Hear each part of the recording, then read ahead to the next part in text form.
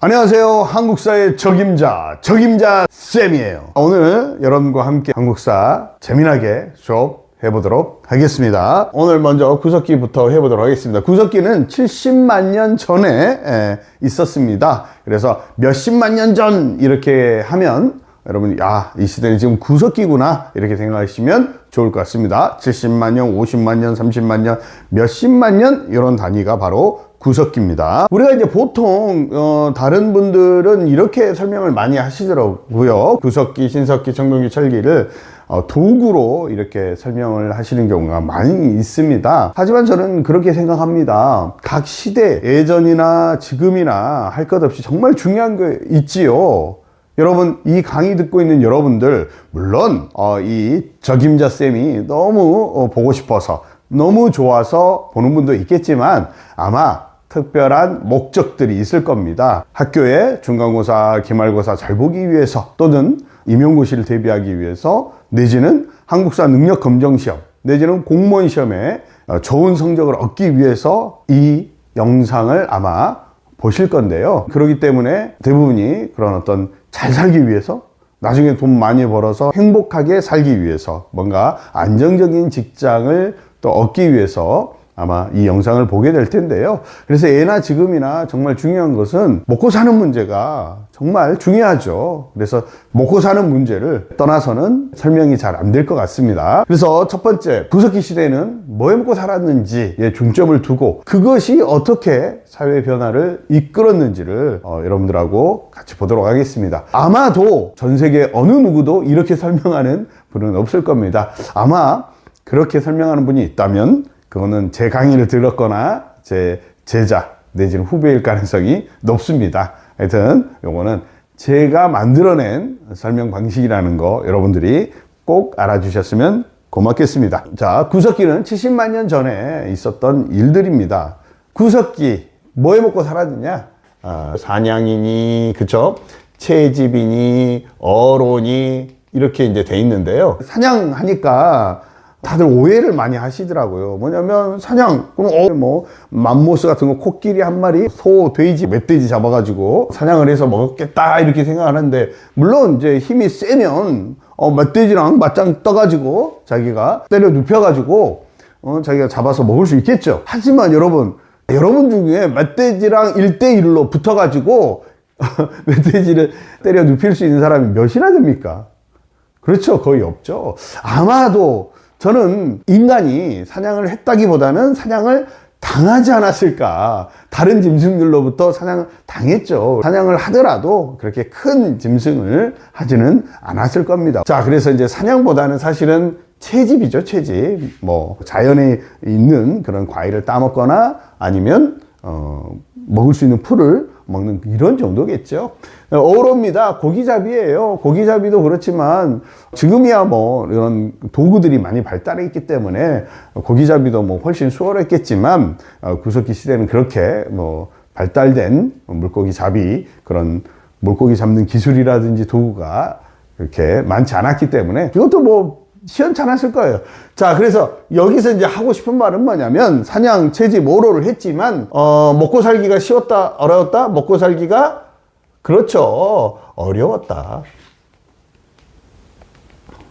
먹고 살기가 어려워요. 그러니까 한 곳에 있을 수 있어요, 없어요? 고기잡이라든지 특히 이 채집이 어떻게 보면 식량원이었을 것 같아요. 주로 채집을 통해서 먹고 살았을 거예요. 그러면 어떻게 해요? 먹고 살면 거기에 계속 있을 수 있나요? 없죠. 또 딴 데로 가서 먹을 수밖에 없잖아요. 그러니까 끊임없이 이런 먹을 수 있는 과일이라든지 풀을 찾기 위해서 어떻게 할 수밖에 없죠? 이동 생활을 할 수밖에 없다. 이동 생활이죠. 이동 생활. 늘 이동해야 돼요. 그러니까 이동을 해야 되니까 어디서 정착해서 집을 짓거나 뭔가 계속해서 어느 한 곳에 머물러 살 수가 없죠. 그래서 자연의 집 뭡니까? 동굴이죠. 동굴 같은 데에서 잘 수밖에 없죠. 특히 아까도 이야기했지만 사냥을 했다기보다도 인간보다 몸집이 큰 동물들의 어떤 습격을 피하기 위해서 이런 동굴이 필요했을 거고요. 만약에 집을 짓는다고 하더라도 그렇게 좋은 집을 짓지 않고 그냥 막집을 지었습니다. 그래서 사실 막집은 그렇게 이렇게 정교한 집이 아니고요. 대충 지었다 이렇게 생각하시면 좋을 것 같습니다. 그런데 아까도 이야기했지만 혼자 다니다 보면 사냥 당할 수도 있죠.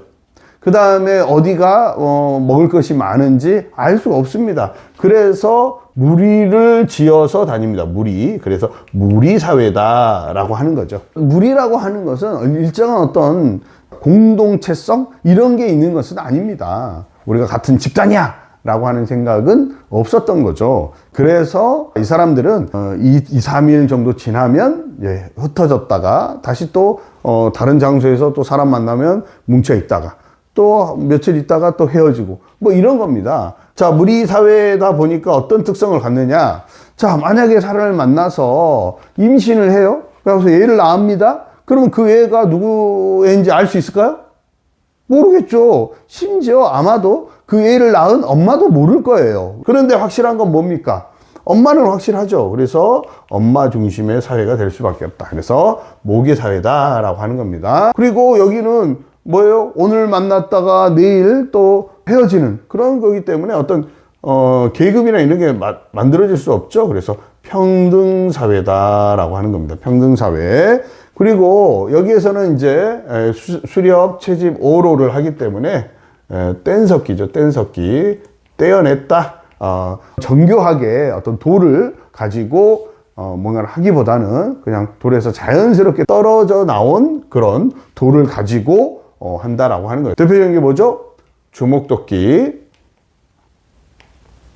쓴배, 찌르개 이런 것들이 있습니다. 쓴배, 찌르개 이런 것들이 바로 구석기의 특징들이라고 할 수 있습니다. 객관식 시험에도 잘 나온 구석기 유적지에 대해서 하나하나 알아보도록 하겠습니다. 첫 번째, 구석기 유적지와 관련해서는 한동안 우리는 구석기 유적지가 없는 것으로 알고 있었습니다. 일제가 우리나라에는 구석기 유적지라고 이야기를 했기 때문이죠. 일제가 그렇게 말한 이유, 자기들이 식민사관을 부르짖고 있었잖아요. 식민사관에 의하면 모든 인류의 시작은 어디다? 일본이다. 그래서 일본에서부터 시작을 해가지고 한반도를 거쳐서 뭐 중국으로 마치 이렇게 문명이 전달된 것처럼 이야기를 하지요. 그러나 여러분들 잘 알고 있죠? 모든 문명은 중국으로 해서 한반도로 해서 일본으로 이어지는 것이 상식이죠. 그런데 일본은 그 반대로 이야기를 했기 때문에 자기들이 끊임없이 한반도에 영향을 주고 문화를 전파해줬다. 이런 식으로 식민사관을 부르짖었기 때문에 우리나라에 구석기가 있으면 안 되는 거죠. 왜냐? 일본에는 구석기가 없었기 때문이죠. 지금도 일본의 구석기 유적지가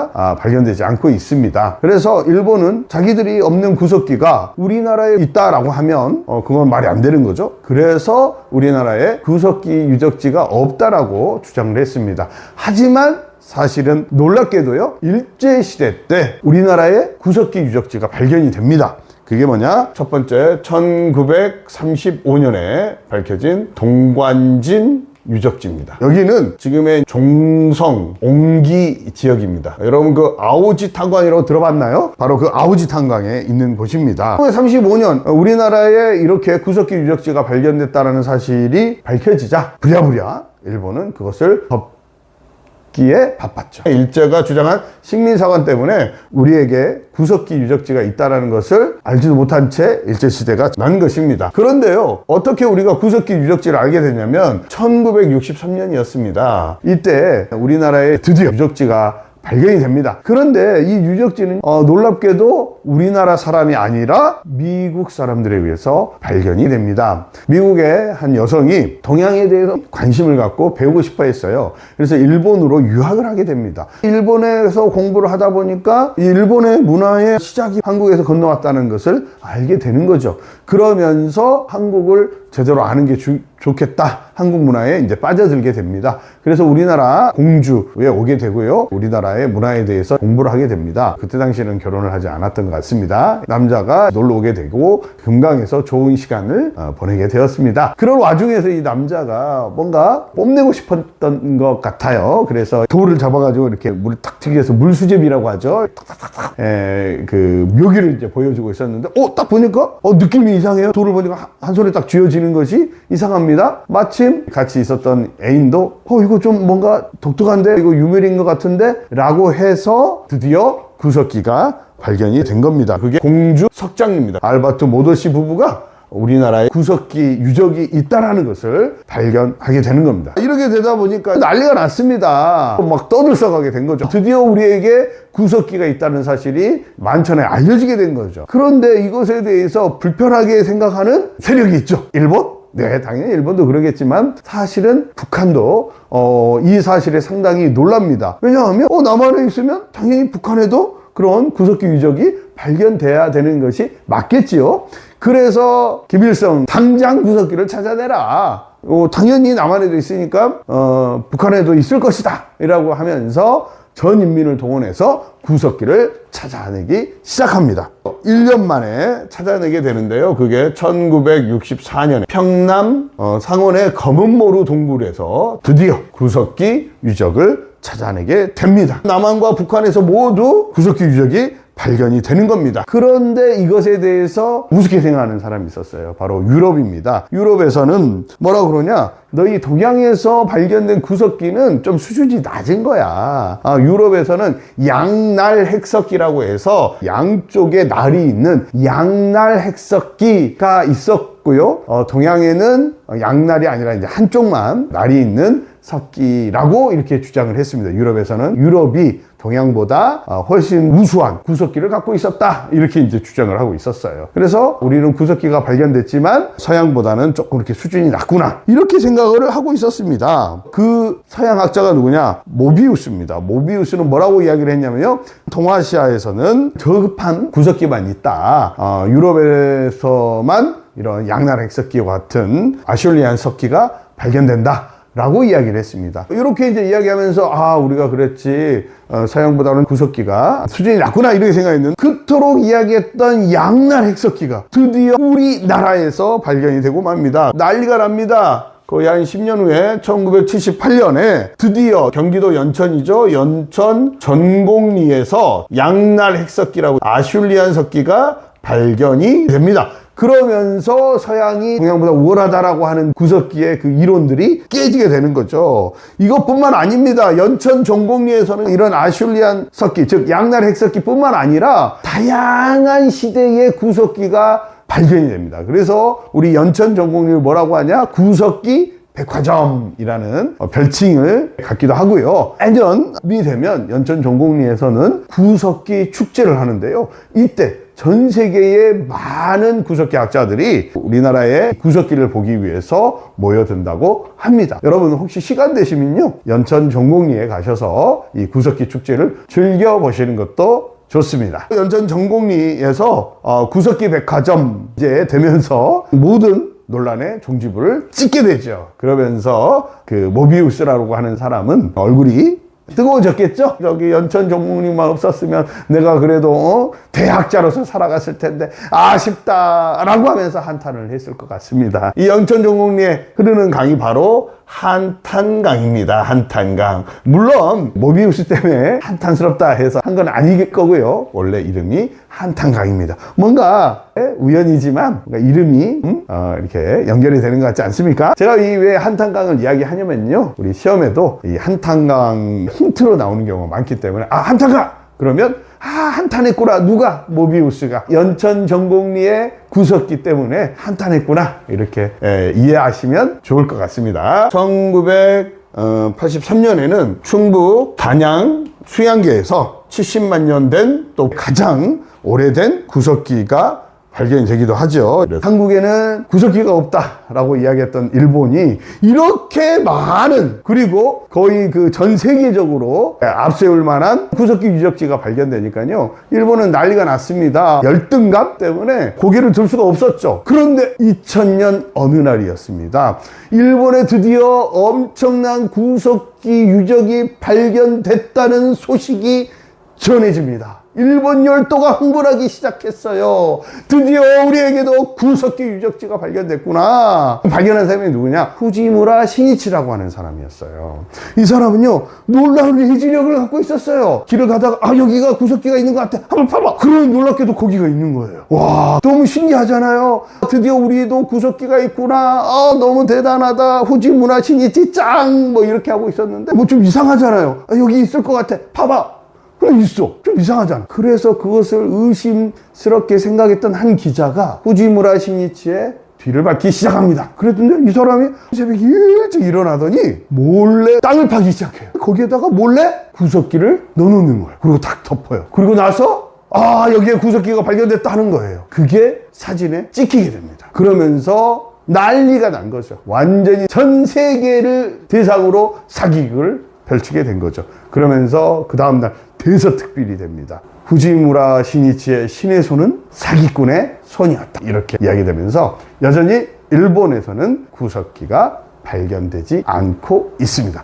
여러분, 아무리 급하다 그래도 역사를 왜곡해서는 안 되겠죠? 여기 다 박물관 있고요. 아주 경치도 좋은 것이니까 가족들과 함께, 친구들과 함께, 연인과 함께 즐거운 시간 보내시는 것도 좋을 것 같습니다. 한국의 구석기 유적지, 이제 정확하게 이해하셨죠? 이상 한국사의 적임자 쌤이었습니다. 한국사의 적임자 쌤입니다. 오늘 여러분하고 할 내용은 신석기입니다. 자, 신석기는 언제인가요? 신석기는 몇 천년 이렇게 생각하시면 됩니다. 우리나라는 BC 8000년, 그러니까 기원전 8000년이라고 이야기하는데요. 어떤 데는 또 더 높게 잡기도 합니다. 자, 신석기의 가장 핵심은 뭐냐? 바로 농사를 지었다라고 하는 거예요. 농사, 이거 인류의 가장 큰 변화죠. 근데 여기서 농사는 중요한 건 뭐냐면 벼농사가 아니라는 거 여러분들 반드시 알아두셔야 돼요. 벼농사가 아니다. 그러면 뭐 어떤 농사냐? 잡곡입니다. 조, 피, 수소와 같은 그런 잡곡류 농사를 지었다. 그러다 보니까 사냥어로 채집하던 것보다는 조금 낫긴 하죠. 하지만 여전히 배가 고팠다. 여러분, 잡곡 먹어가지고 막 배가 부르다 이런 생각 안 하잖아요. 오히려 잡곡은 요즘에 다이어트의 그런 수단으로 많이 사용하는 것 같습니다. 그러다 보니까 어떤 문제가 있어요? 배고파요. 약간 배가 고파요. 그래서 옛날에 했던 사냥, 채집, 어로 같은 이런 거 구석기 때 했던 것들 그대로 하더라 이런 얘기입니다. 그런데 일단 기본은 뭐예요? 농사를 짓는 겁니다. 농사를 짓는 거기 때문에 어디 막 놀러 가면 돼요? 안 돼요? 안 되죠. 만약에 농사 씨를 뿌려놓고 했는데 사냥, 채집, 어로 하다 막 돌아다니면 어떤 일이 벌어지겠어요?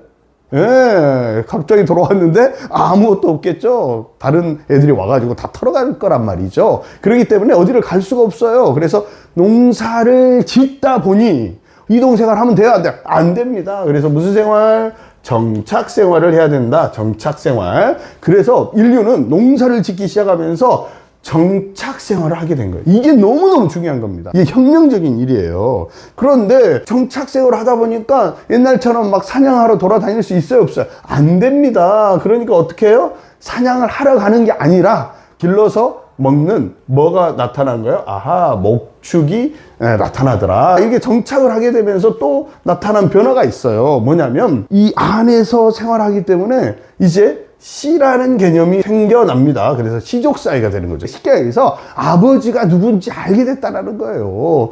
이 시족이 되면서 이제 부족으로 발달을 하게 됩니다. 부족 사회. 당연히 부족 사회니까 누구도 있어요? 부족장도 있습니다. 그런데 여러분 오해하시면 안 됩니다. 부족장이 있다고 해서 무슨 계급이 있느냐? 그런 건 아닙니다. 여전히 계급은 없습니다. 즉 무슨 사회다?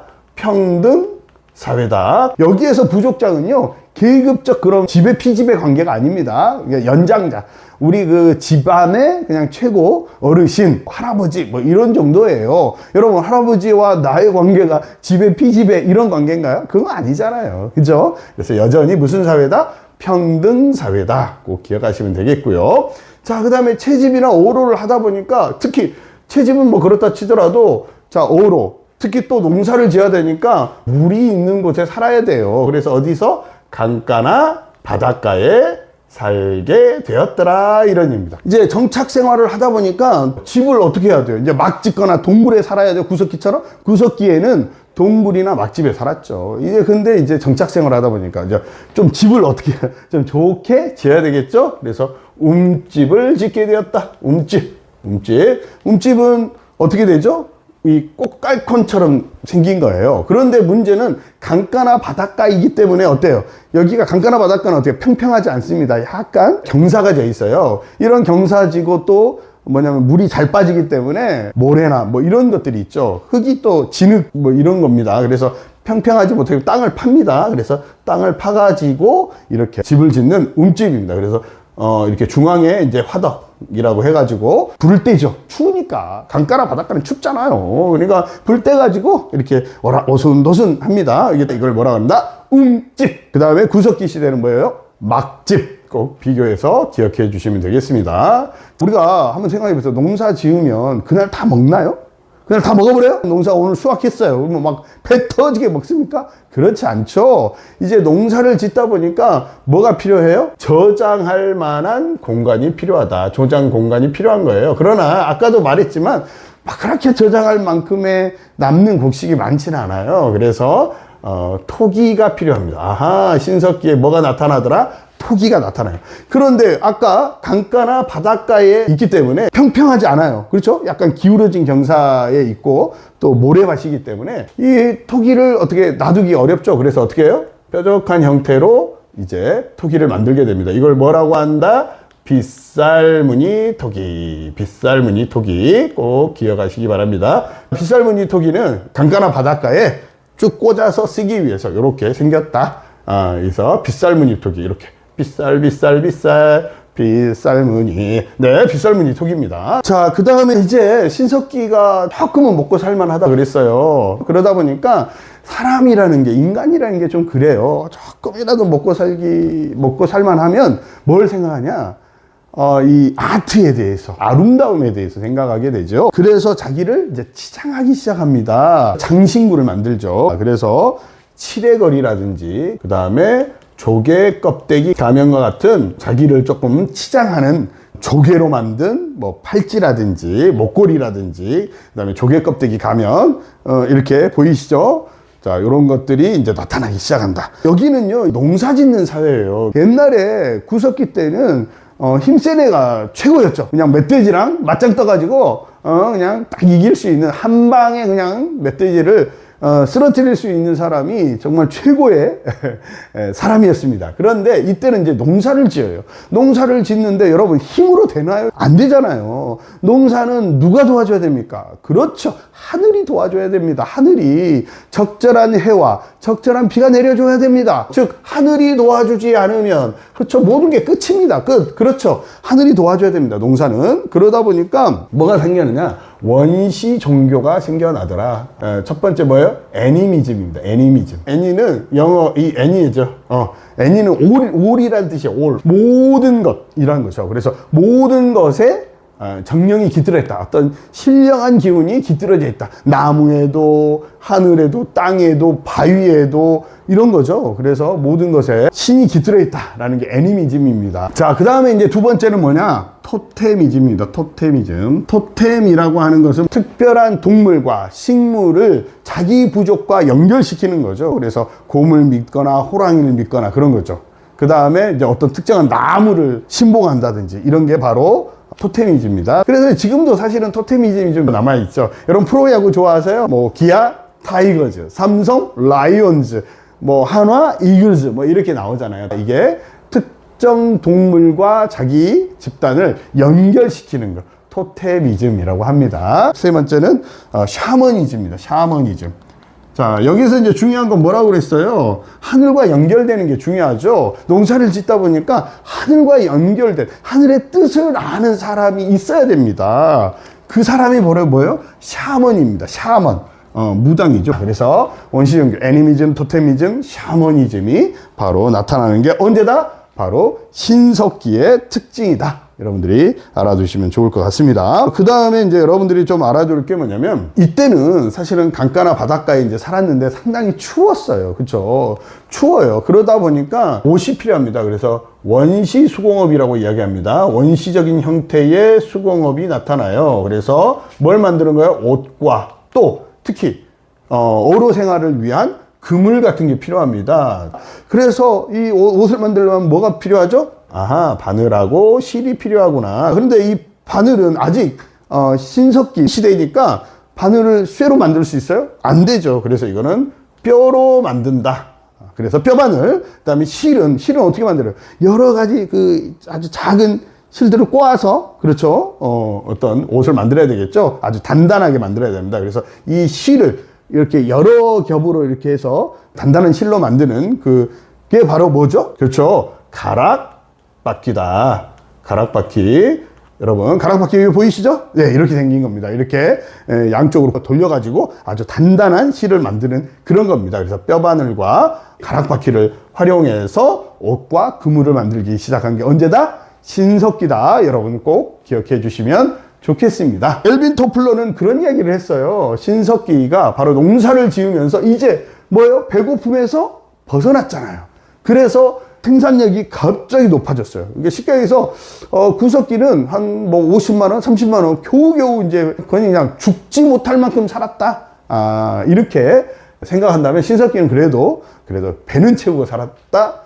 이런 거죠. 그래서 신석기 때 이걸 뭐라 하냐? 신석기 혁명이라고 이야기하기도 합니다. 신석기 혁명. 신석기 때 농사를 인간이 짓게 되면서 정착 생활하고 그러면서 이 인류의 생활이 전반적으로 변해요. 이게 바로 뭐라고 한다? 신석기 혁명이라고 이야기합니다. 여러분 꼭 기억하시고요. 여기는 이제 강가나 바닷가에 살았습니다. 그래서 우리 서울에 흐르는 강 뭡니까? 한강이죠. 한강에도 바로 이 신석기 유적지가 있죠. 어디입니까? 서울 암사동에 이 신석기 유적지가 있죠. 그 다음에 바다 하면 생각나는 곳 어디입니까? 그렇죠. 바다 하면 또 부산 아니겠습니까? 부산 동삼동이라고 하는 곳에 바로 신석기 유적지가 이렇게 있습니다. 자, 오늘 좀 어렵게 신석기 이렇게 쭉 했는데요. 여러분 정리 잘 해주시기 바랍니다. 구석기가 몇십만 년, 몇만 년이라고 했고 기원전 몇천 년 그러면 신석기라 그랬잖아요. 청동기는 대략 기원전 몇백 년 이렇게 표현하면 청동기 시대다 이해하시면 되겠습니다. 청동기의 가장 중요한 거 뭐 해먹고 살았냐? 언제나 그거 따지자 그랬죠. 청동기는 드디어 벼농사가 시작됩니다. 벼농사. 농사는 신석기, 벼농사는 청동기. 꼭 기억하시라고 그랬어요. 여러분 쌀밥을 먹으면 어떻게 되죠? 배가 부르죠? 한 끼만 먹어도 배가 불러요. 그래서 벼농사를 통해서 농업 생산력이 늘어났다. 즉 먹고 살만해졌다 이런 뜻입니다. 농업 생산력의 다른 말은 뭐냐? 먹고 남은 것, 잉여 생산물이 많아졌다. 농업 생산력이 늘어났다, 잉여 생산물이 많아졌다 이런 이야기야. 그러다 보니까 이제 토기로는 부족합니다. 그렇죠. 토기가 있는데 토기뿐만 아니라 별도의 저장 공간이 필요할 정도로 상당히 살만해졌다 이런 뜻이에요. 그래서 뭐 제가 그런 표현을 했죠. 구석기는 한 50만 원 벌었다고 한다면 신석기는 200만 원, 벼농사는 뭐 한 4, 500만 원씩 엄청나게 생산력이 늘어난 사회입니다. 그러면 이 늘어난 잉여 생산물 누가 가져가면 될까요? 옛날 같으면 쌈 자르는 사람이 가져가겠죠.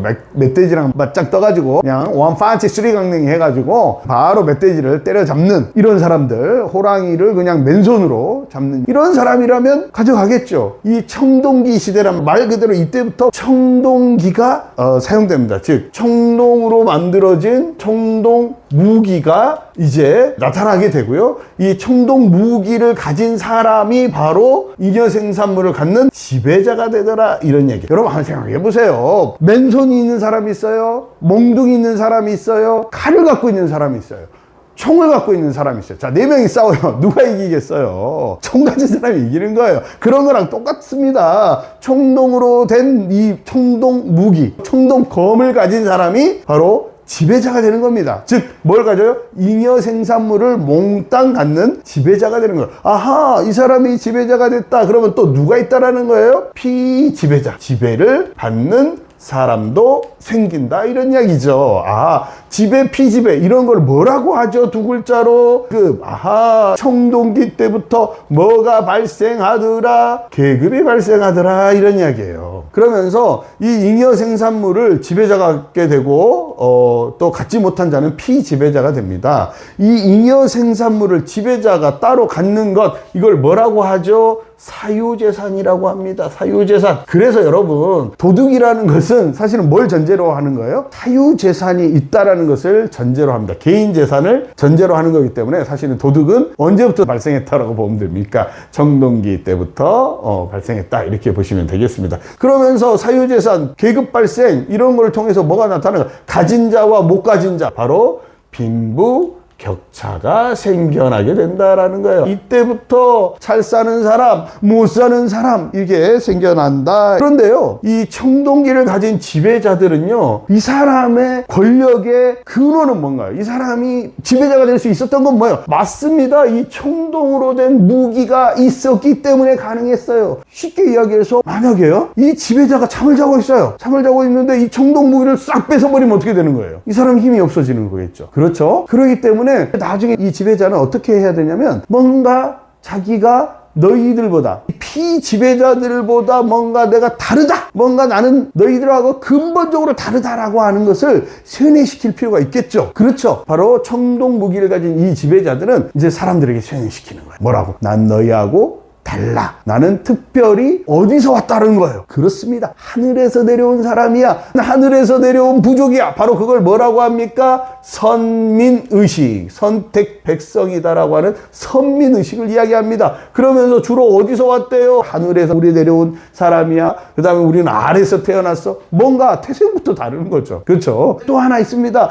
태어날 때부터 다르면 죽을 때도 뭔가 좀 달라야겠죠. 청동기를 가진 이 지배자에 대한 죽음도 뭔가 달라야 될 것 같습니다. 그래서 거대한 그 죽음을 기리는 무덤을 만들죠. 그게 뭡니까? 바로 고인돌입니다. 고인돌 꼭 기억해 주시면 좋겠습니다. 고인돌은 두 가지 종류가 있죠. 북방식과 남방식이 있습니다. 북방식은 이게 탁자식이라고 그래요. 탁자처럼 생겼어요. 상당히 큽니다. 덮개돌이라고 하는데요. 덮개돌에요, 거의 수십 명이 올라갈 수 있을 정도입니다. 근데 남방식은요, 바둑판이라 그래서요, 규모가 작고 여러 군데 있습니다. 이렇게 북방식과 남방식 고인돌로 나눠볼 수 있다. 이렇게 고인돌과 같은 걸 숭배하는 거석 문화가 나타난다. 이거는요, 우리 한국뿐만 아니라 영국의 스톤헨지, 그 다음에 여러분 아실까요? 4호선 지하철역 중에 선바위역이라는 게 있습니다. 그 선바위가, 바위가 서 있다, 이런 뜻입니다. 그래서 거석 문화를 보여주는 게 바로 청동기 시대다. 그래서 요 네 가지 특징들 꼭 기억해 주십시오. 사유재산이 생겨나고, 계급이 발생하고, 선민의식과 고인돌. 근데 여러분들 이런 거 가르쳐주면 맨날 외워. 뭐 앞글자 따가지고 사계선고 이런 거 해가지고 얼마나 기억이 남겠어요. 그래요. 잠깐 시험 보기 전에 잠깐은 할 수 있죠. 기억이 날 수 있죠. 근데 오랫동안 기억이 남겠어요? 아니죠. 지금 적임자쌤과 같이 하는 이런 방식 먼저 이해하시고 그 다음에 좀 외워두세요. 이렇게 청동 무기 가진 사람이 이제 지배자가 되는 거예요. 근데 이 청동 무기뿐만 아니라 이 사람들은 뭘 또 갖고 있어요? 청동으로 된 방울, 그쵸? 그 다음에 청동으로 된 거울, 것도 갖고 있다. 자, 청동 방울은 뭐냐면요, 이렇게 생긴 거예요. 방울이. 청동기를 가진 지배자가 막 지나가면서 막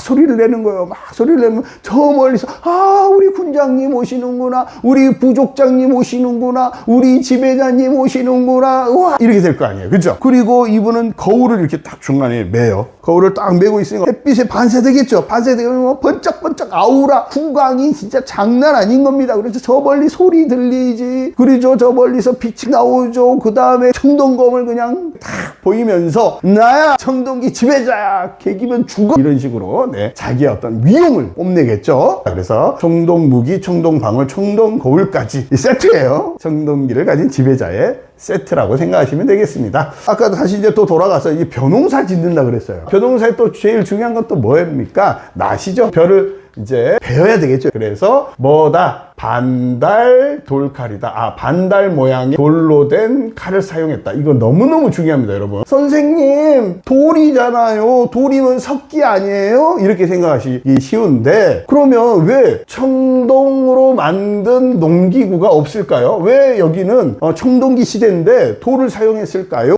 청동 농기구가 없습니다. 이게 중요한 거예요. 시험에 잘 나옵니다. 두 가지 이유가 있습니다. 가끔 주관식으로도 나오니까 여러분들 잘 정리하시면 되겠어요. 첫 번째, 번째, 귀해서예요. 너무 귀해서예요. 너무 비싸. 청동무기, 청동방울, 청동거울로 써야 되는데 너무 귀하니까 농기구로 쓸 수 없습니다. 두 번째는요, 약해서예요. 약해서. 자, 청동검으로 쓸 수는 있지만요, 논이나 밭농사 할 때는 부적합합니다. 그래서 청동 농기구가 없기 때문에 뭐를 썼다? 반달 돌칼, 돌을 사용했다. 그래서 반달 돌칼은 이렇게 반달 모양으로 돼 있는데요, 이렇게 구멍이 두 개 쏙쏙 뚫려 있어요. 이게 반달 돌칼. 그래서 여기로 이제 줄 같은 거를 껴서 이렇게 낫으로 사용하는 그런 겁니다. 그래서 반달 돌칼 하면 무슨 시대다? 청동기다. 여러분들 꼭 기억해 주시기 바랍니다. 이제 이 사람들이 어디서 살았냐라고 하는 거예요. 신석기 때 사람들 어디서 살아 그랬죠? 강가나 바닷가에 살았죠. 근데 선생님, 강가나 바닷가 살면 너무 좋은 거 아닌가요? 바닷바람 막 불어오고 그냥 물결이 한찰랑 한강뷰가 바라보이는 곳 엄청 비싸잖아요 라고 생각하실지 모르지만,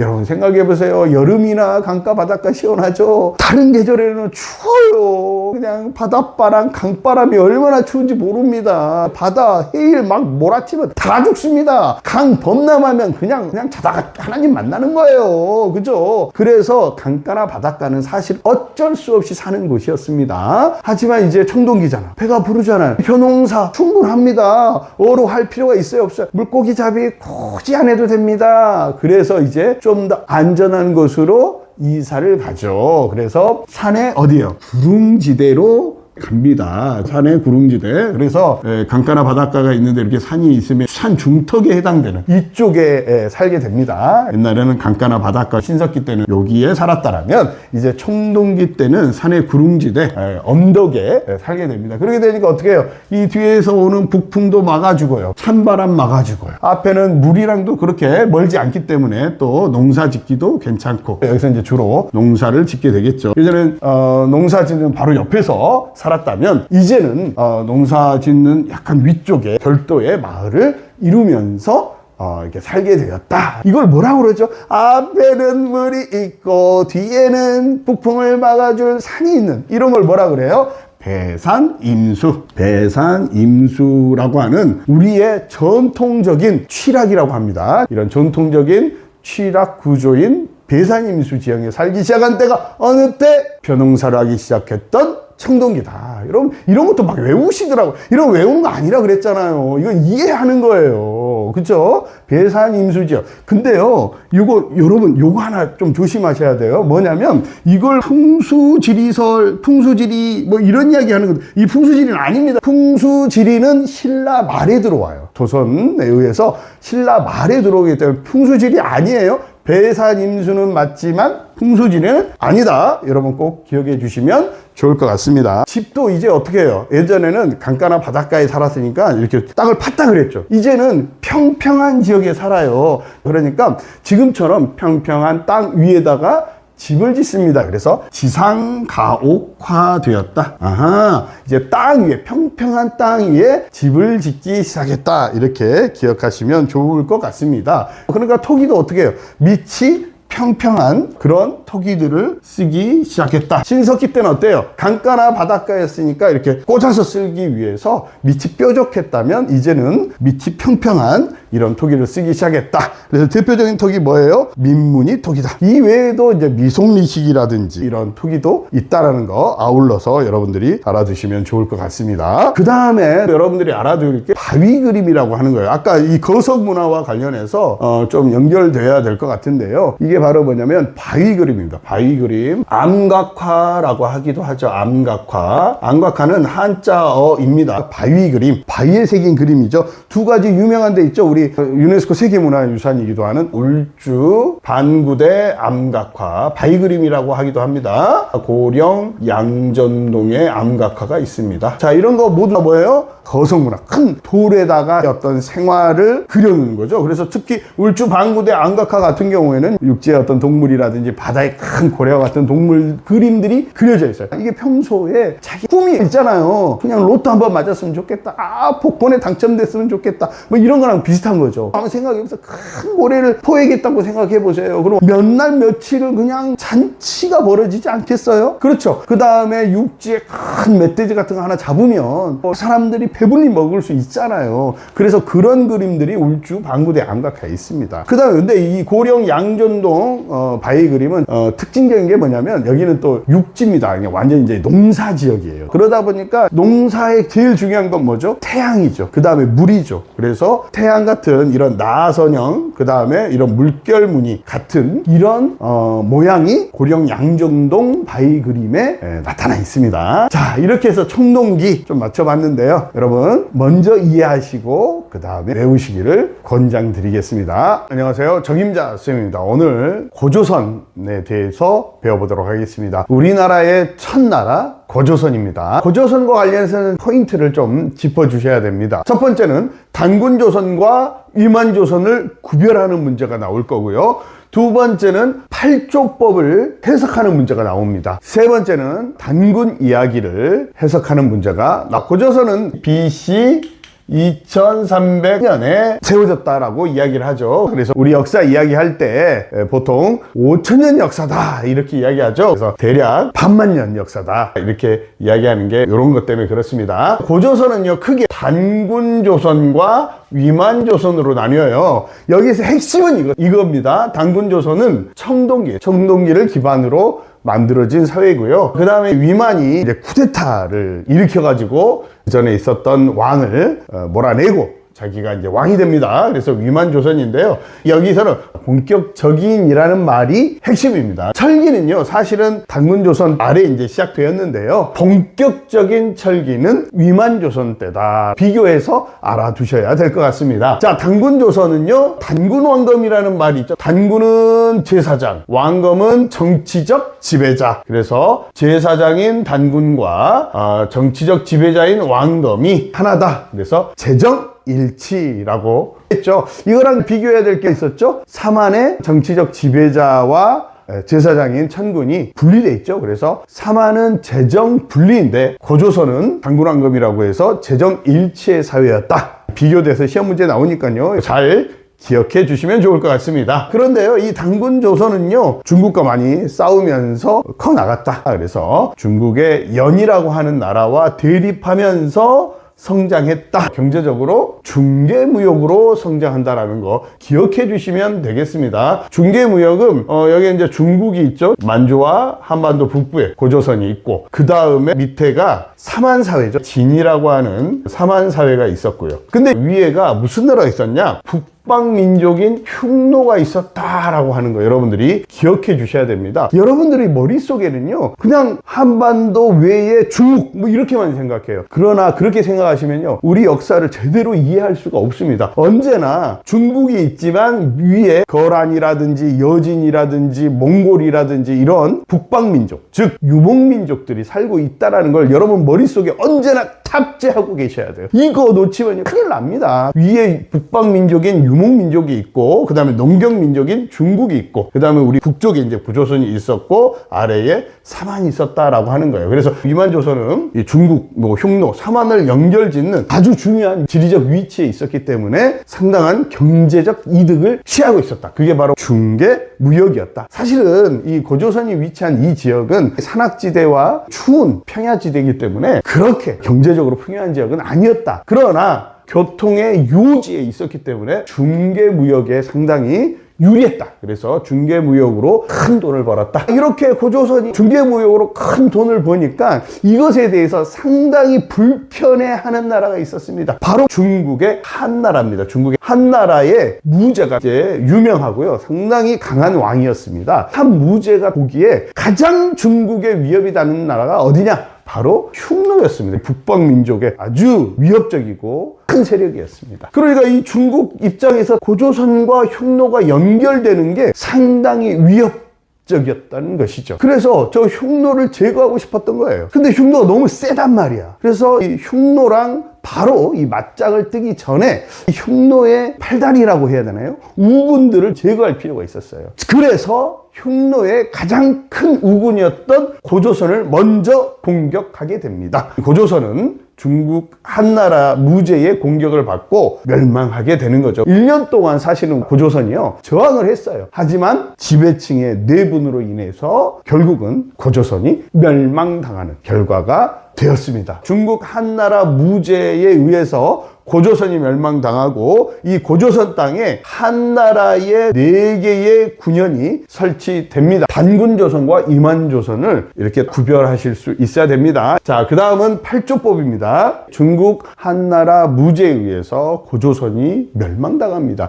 그래서 8개밖에 없었던 고조선의 법이 늘어나게 되는 거죠. 억압하고 통치를 해야 되기 때문에 많은 법이 필요했죠. 그래서 8조법이 12여 개조로 늘어났다. 법이 8개밖에 없어요. 얼마나 평화로운 사회입니까? 근데 60여 개로 늘었어요. 이게 좋은 사회입니까? 법이 많으면 많을수록 그렇게 좋은 사회는 아닌 거죠. 고조선의 8조법, 이것도 시험에 잘 나옵니다. 먼저 사람을 죽인 자는 사형에 처한다. 이게 이제 무슨 뜻이냐? 사람을 죽인 자는 사형에 처한다. 이거 사람 죽이라는 거야, 말라는 거야. 사람을 죽여서는 생명을 중시하기 때문이다. 남에게 상처를 입힌 자는 곡식으로 갚아야 한다. 여기에서 이제 핵심은 곡식입니다. 곡식으로 갚는다라는 걸 통해서 우리는 뭘 알 수 있어요? 아하, 요 사회가 농경사회구나 라는 것을 알 수 있는 거죠. 남에게 상처를 입힌 자는 뭘로 갚아요? 곡식으로 갚는데요. 자, 그럼 왜 그랬을까요? 누가 나를 다리를 부러뜨렸어요. 그러면 다리를 부러뜨리면 되잖아요.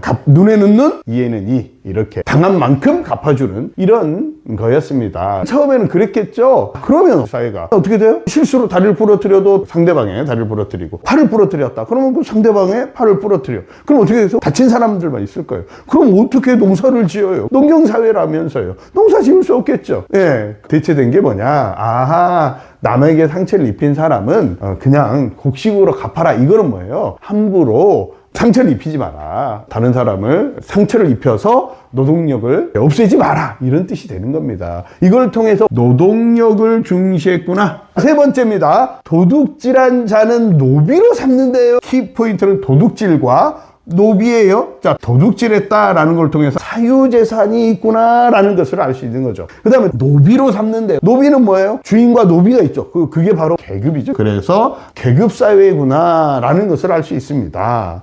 그 다음에 이를 면하고자 할 때 50만 전을 내야 된대요. 자, 50만 전을 통해서 고조선 사회가 뭘 사용했다? 화폐를 사용했다라는 것을 알 수 있는 거죠. 시험 문제 내기 딱 좋죠. 생명 중시, 농경사회, 노동력 중시, 사유재산, 계급사회, 화폐 사용. 뭐 6개 포인트가 있기 때문에 시험 문제 내기에 딱 좋죠. 그래서 요거는 반드시 여러분들이 잘 이해하고 계시면 좋을 것 같습니다. 이번에는 세 번째로 고조선의 건국 이야기를 해보도록 하겠습니다. 한인의 아들 환웅이 누구냐? 하느님이에요. 하늘에 계신, 하나님 말고 하늘에 계신 그분이죠. 하늘신. 한인의 아들 환웅이 인간 세상을 구하고자 했다. 그러니까 하늘 세상에 살았는데 인간 세계를 동경했다라고 하는 거죠. 그래서 하늘에 있었던 사람들이 인간 세계로 내려왔다, 이런 이야기죠. 그래서 출신이 어디다? 어디서 왔다? 하늘에서 왔다라고 하는 거예요. 즉 선택 백성이다. 그래서 선민의식을 뜻합니다. 자, 두 번째, 태백산 지역을 내려다보니 이 태백산은요, 지금 강원도에 있는 그 태백산이 아니고요, 백두산을 뜻합니다. 백두산 쪽을 이렇게 쭉 보니까 인간을 널리 이롭게 할 만하다. 이게 바로 그 유명한 홍익이 인간입니다. 이거를 다른 말로 지배 이념이라고 합니다. 그냥 다스리는 게 아니라 어떤 철학을 가지고 했다. 환웅은 그냥 온 게 아니에요. 여러 신하들을 데리고 오는데 그 중에서 누구를 데리고 왔다고요? 풍백, 우사, 운사. 풍백은 바람입니다. 그 다음에 우사, 비죠. 그 다음에 운사는 구름입니다. 비, 바람, 구름. 이게 뭐예요? 바로 농사의 아주 중요한 요소들이죠. 이걸 통해서 농경사회구나라는 것을 알 수 있습니다. 근데 이때 누가 있었죠? 곰과 호랑이가 있어요. 그러면서 사람이 되기를 빌었다. 바로 환웅부족이죠. 하늘에서 내려온 그러니까 이민족입니다. 다른 지역에서 온 이민족이 토착 민족이었던 곰을 믿는 민족과 호랑이를 믿는 민족이 있었다라는 거죠. 그게 바로 뭐예요? 토테미즘이다. 부족이 특정 동식물과 자기 부족을 연결시키려는 거 토테미즘이라고 했어요. 곰과 호랑이가 굴 속에 들어가서 쑥과 마늘을 먹고 햇빛을 보지 않고 있으면 내가 사람이 될 것이다 라고 한웅이 이야기해줬죠. 그런데 호랑이는 그거를 참지 못하고 뛰쳐나가버리고 곰은 그것을 잘 지켜서 여자가 되죠. 사람이 됩니다. 그래서 여자가 된 곰이 환웅과 혼인했대요. 결국은 멀리서 온 이민족인 환웅 부족과 곰 부족, 호랑이 부족은 뭐예요? 토착 부족입니다. 원래 있었던 부족이죠. 사이에서 어디랑 연결이 된 거야? 곰 부족과 연결이 됐습니다. 그래서 아들을 낳았대요. 이걸 통해서 토착 부족인 곰을 숭배하는 부족과 하늘에서 왔다는 부족과 연합을 했다라고 하는 거야. 아하. 그래서 그 이름을 뭐라고 했다고요? 단군 왕검이라고 했다. 그래서 단군은 제사장, 그 다음에 왕검은 정치적 지배자. 그래서 재정 일치사회다. 고조선의 건국 이야기를 통해서 그 당시의 고조선의 사회상을 이렇게 엿볼 수 있다라고 하는 것입니다. 시험에 잘 나오는 게 재정일치. 사만사회가 재정분리사회라고 이야기했어요. 그래서 언제나 비교해라. 사만은 무슨 사회다? 재정분리사회다. 그래서 요걸 살짝 바꿉니다. 단군왕검이라 하였다. 이 부분을 재정일치가 아니라 바꿔서 시험 문제를 내기도 합니다. 재정일치, 재정분리. 이 건국 이야기를 통해서 고조선 사회가 어떤 사회였음을 아는 것이 세 번째 키포인트라고 할 수 있습니다. 이상 한국사의 적임자 쌤이었습니다. 이제 철기 시대 보도록 하겠습니다. 철기는 뭐 해먹고 살았냐? 벼농사입니다. 선생님, 벼농사는 청동기 때 특징 아닌가요? 예, 맞습니다. 근데 여기서 중요한 건요, 벼농사가 더더욱 확대되었다라고 하는 게 중요합니다. 확대되었다. 똑같은 일을 하는데요, 같은 직장에서 옛날에 500만 원 벌었는데 이제 1000만 원 버는 거예요. 무슨 말인지 아시겠죠? 농사가 너무너무 잘 됩니다. 왜 그럴까요? 이게 중요합니다. 바로 이 벼농사에서 뭘 사용했다? 이제 돌이 아닙니다. 철기를 사용했기 때문입니다. 아하, 철기를 사용해서, 즉 철제 농기구를 사용하기 때문에 벼농사가 확대되었다. 잉여 생산물이 어마어마하게 늘게 됩니다. 즉 농업 생산력이 비약적으로 늘어나더라. 그러면 먹고 살기 좋으면 인구는 늘까요, 줄까요? 네, 맞습니다. 인구가요 엄청나게 늘어나게 되는 것입니다. 근데요, 이 철기는요 농기구만 쓰는 게 아니죠. 뭘로요? 무기로도 사용합니다. 근데요, 청동기는 지난 시간에 이야기했는데요, 청동기는 너무 귀해요. 하지만 약합니다. 귀한 이유가 뭐냐면 사실은 우리나라에 청동이 많이 나지는 않습니다. 그런데요, 철은요 전국에 많이 있어요. 우리나라에 철 산지가 꽤 많습니다. 청동기에 비해서 철이 훨씬 많이 있기 때문에 무기로 사용되기가 훨씬 좋습니다. 이러면서 서로 박 터지죠. 정복 전쟁이 청동기 때보다 훨씬 늘어나게 됩니다. 전쟁이 엄청 늘어나요. 농사 지을 수 있는 땅이 넓어지면서 서로 그 땅을 차지하기 위해서 철제 무기를 사용한 정복 전쟁이 늘어나게 됩니다. 그러면서 영토가 어떻게 될까요? 영토가 늘어나게 된다. 자, 그러면서 계급은 더 많아지겠죠. 이 전쟁이라고 하는 속성상 계급이 옛날에 지배자, 피지배자였다면 이제 뭐 계급, 5계급 이렇게 다양하게 계급이 늘어나는 상황이 된 것입니다. 그러면 이 철기가 사용되니까 청동기는 어떻게 될까요? 이제 청동기 사용하지 않으니까 갖다 버립니까? 아닙니다. 여러분, 이거 조심하셔야 됩니다. 오히려 청동기는 대량 생산이 된다. 아하, 요거 여러분 까가기 너무 쉽죠. 이제 철기 시대 되니까 청동기 사용되지 않나 보다. 그게 아닙니다. 오히려 청동기는 대량 생산을 하게 되는 것이지요. 여러분, 그런 거 있잖아요. 우리가 최신 핸드폰이 나오면 어떻게 되죠? 최신 핸드폰 물론 많이 사기지만 그 아래 버전 어떻게 되죠? 막 풀죠. 보급형이라는 이름으로 핸드폰을 풀게 되죠. 마치 그런 논리랑 비슷한 겁니다. 청동기는 오히려 대량 생산이 되면서 이제 무기로 못 쓰죠. 농기구는 원래 못 썼던 거고요. 그러면서 뭐가 되냐? 의식용, 이걸 다른 말로는 제사를 지내는데 쓰이는 도구로 바뀌게 됩니다. 또 중요한 게 있어요. 이 한반도에 바로 독자적인 청동기 문화가 발전하게 되는구나, 이거 아셔야 됩니다. 이런 거랑 똑같아요. 여러분, 원래 핸드폰은 어디서 만든 거예요? 우리나라가 최초인가요? 아니죠. 다른 나라에서 먼저 만들었죠. 이제 우리는 훨씬 더 잘 만들고 우리만의 핸드폰 기술을 갖고 있죠. 그런 거랑 똑같은 거예요. 원래는 이 청동기는 우리나라에 없었지만 시간이 지나면서 독자적인 우리의 청동기 문화가 만들어진다. 이것도 철기 시대의 특징입니다. 이 청동기를 대량으로 생산해야 돼요. 마치 붕어빵 찍어내듯이. 그렇죠. 그러면 이 붕어빵 같은 기계가 필요하죠. 그게 바로 거푸집이라고 하는 겁니다. 이거 붕어빵 기계구나, 이렇게 생각하시면 이해가 쉬우실 겁니다. 그 다음에 세형 동검입니다. 자, 비파형 동검에서 세형 동검으로 거친 무늬 거울에서 잔무늬 거울로, 잔무늬 청동 거울이 되겠죠. 이렇게 거푸집, 세형 동검, 잔무늬 거울, 이런 걸 통해서 한반도의 독자적인 청동기 문화가 나타났다. 바로 언제다? 철기다. 그 다음에 좀 더 중요한 게 있습니다. 이렇게 철기가 발달하고 그러면서 어디랑도 교류를 하냐? 중국과 교류를 하게 됩니다. 중국과 교류가 확대됐다는 것을 알 수 있는 증거들이 몇 개 있습니다. 요것도 시험에 잘 나와요. 화폐입니다. 누구의 화폐? 중국의 화폐를 통해서 중국과 교류했다는 것을 알 수 있는 거죠.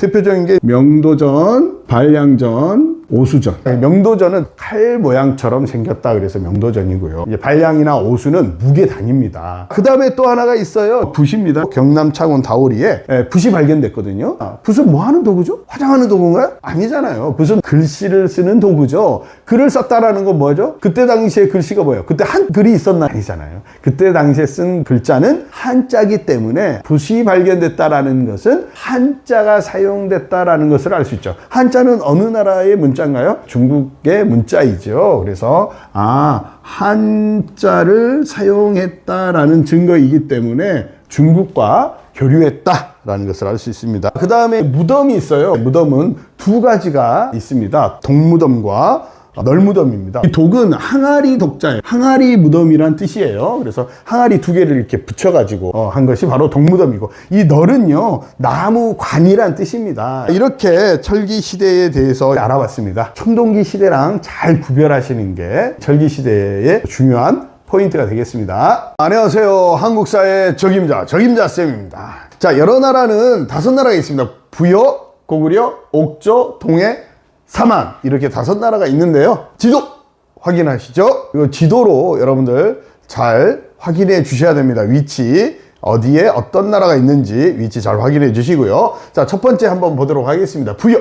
부여는 어디예요? 저기 만주벌판이라고 생각하시면 됩니다. 만주벌판에 흐르는 강, 송화강 내지는 송화강이라고 이야기합니다. 만주지방 송화강 유역에 자리 잡았다, 이렇게 보시면 되겠고요. 정치로는 오부족 연맹체입니다. 5개의 부족이 모여서 한 나라가 된 것이죠. 그래서 동서남북 이렇게 4개의 지역을 각각 마가, 우가, 저가, 구가, 이 부족장이 다스리고, 중간은 이 왕이 다스리는 이 오부족 연맹체입니다. 4개가 바로 사출도다. 4군데로 나가는 길이 있다. 그래서 사출도, 그래서 사출도 하면 부여, 이렇게 꼭 기억해 주시기 바랍니다. 하지만 중앙에 왕이 있지만 왕권이 상당히 약했다. 이것도 같이 기억해 주시면 되겠습니다. 자, 부여는 우리 동강의 시간에도 봤죠? 추워요. 만주는 춥잖아요. 엄청 춥습니다. 그러니까 농사가 될까요? 안 될까요?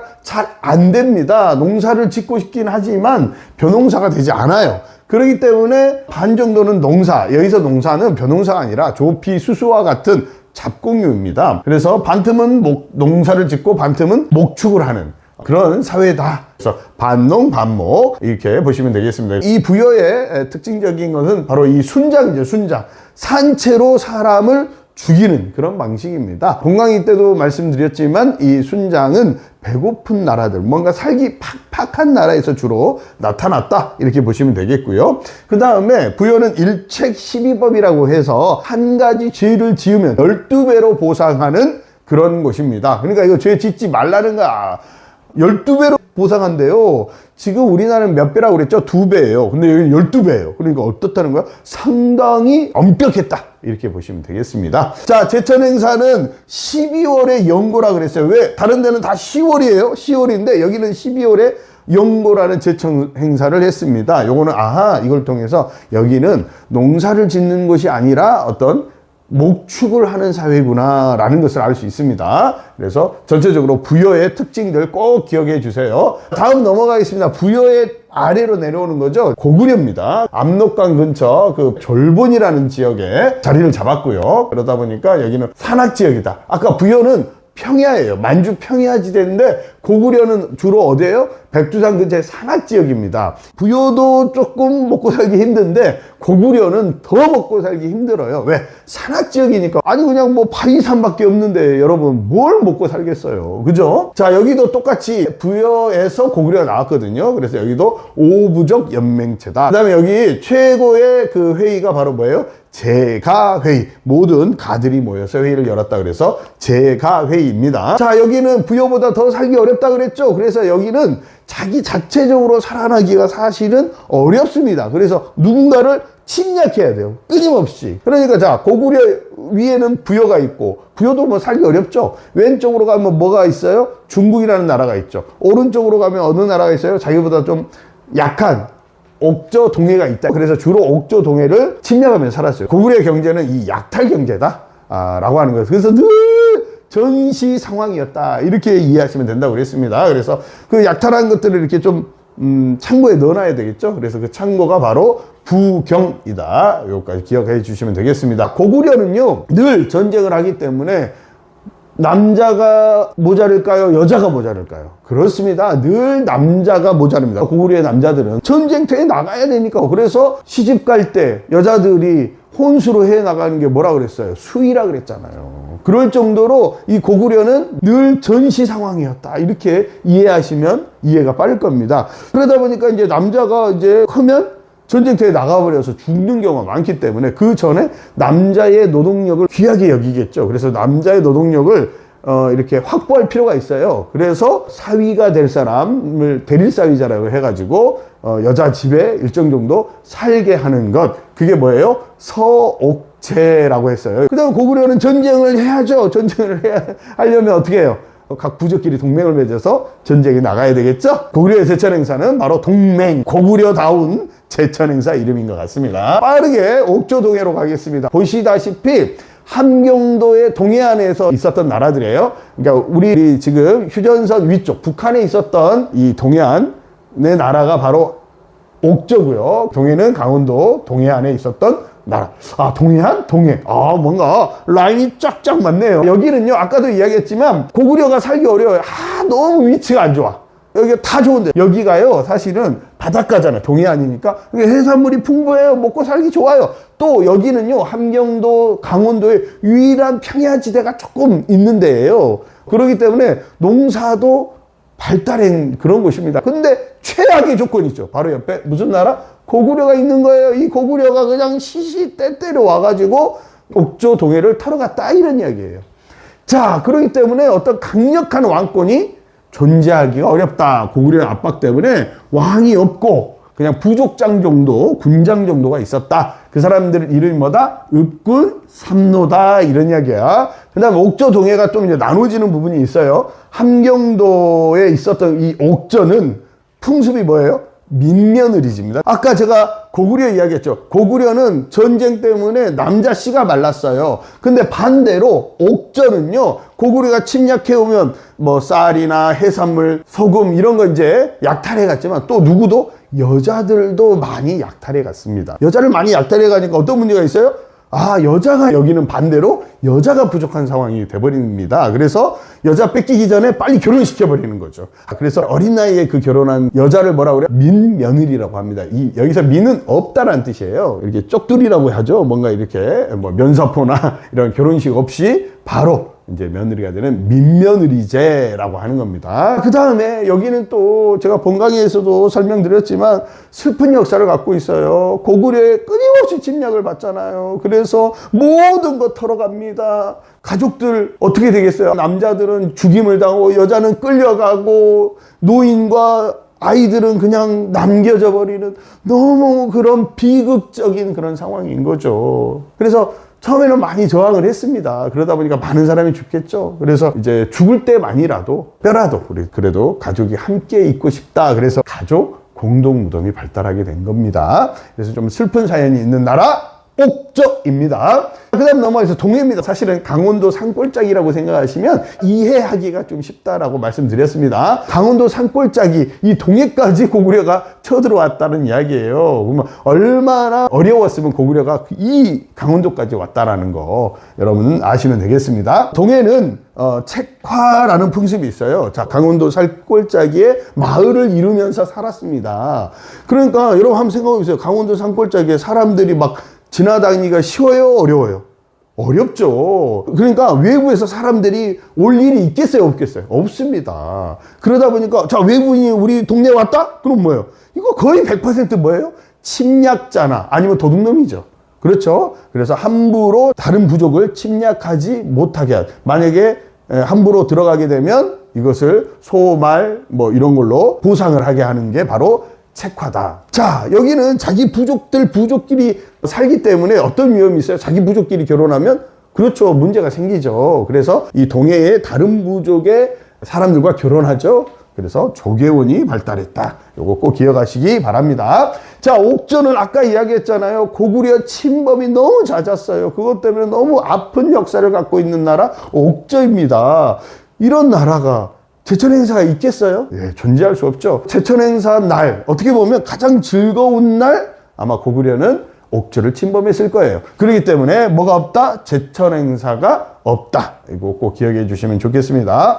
자, 동해는 다행히 여기까지 쳐들어오는 경우가 많지 않았기 때문에 10월에 무천이라는 제천 행사가 있었다. 꼭 기억해 주시면 되겠습니다. 이제 삼안으로 남아가겠습니다. 삼안은 한반도 남부입니다. 지금의 충청도, 전라도, 경상도 어때요? 살기가 너무너무 좋은 곳이죠. 농사도 너무너무 잘 됩니다. 자, 살기 좋다 이렇게 생각하시면 되겠습니다. 여기에도 신지읍차와 같은 군작이 다스렸다. 근데 여기 좀 특이한 게 하나 있어요. 누구의 힘이 셌다? 아하, 제사장의 힘이 셌다. 제사장의 힘은 꼭 기억하셔야 됩니다. 천군. 그렇죠, 하늘 임금이란 뜻이죠. 그러니까 하늘과 연결된 사람이다. 이 사람은요, 특별히 자기가 다스리는 지역이 있어요. 소도, 그렇죠. 천군이 다스리는 어디가 있었다? 소도가 있었다. 그렇죠. 그래서 군장과 제사장이 따로 있어요. 그래서 제사장과 정치적 지배자가 어때요? 분리된 사회다. 너무너무 중요합니다. 재정 분리. 자, 요거랑 비교해야 될 게 있죠. 뭐예요? 당군 왕검은 뭐였죠? 재정 일치. 삼안은 재정 분리 사회였다. 꼭 비교하셔야 돼요. 삼안은 아까 경제적으로 너무너무 풍족한 사회죠. 벼농사가 발달했다라고 하는 거 꼭 기억해 주시기 바랍니다. 자, 벼농사가 발달해서 어떻게 해요? 나중에 또 이야기하겠지만 5월, 10월에 제천 행사가 2번이나 있어요. 그렇죠? 씨 뿌릴 때 5월, 단오라고 이야기하죠. 10월에 추석 기억하시나요? 이렇게 2번의 축제가 있었습니다. 그래서 2번의 계절제를, 즉 축제를 열 만큼 풍족한 사회였다. 꼭 기억하시고요. 그 외로요, 꼭 기억하셔야 됩니다. 자, 삼한이라고 하는 것은 뭐죠? 마한, 변한, 진한이죠. 그래서 삼한입니다. 세 개의 한이라 그래서. 그 중에 변한입니다. 변한은 가야예요. 가야인데요. 이 가야는 꼭 기억하셔야 돼요. 뭐? 철. 변한, 철. 아, 철은 변하기 쉽죠? 변한, 철. 네, 변한철입니다. 나중에 이제 가야로 바뀌는데요.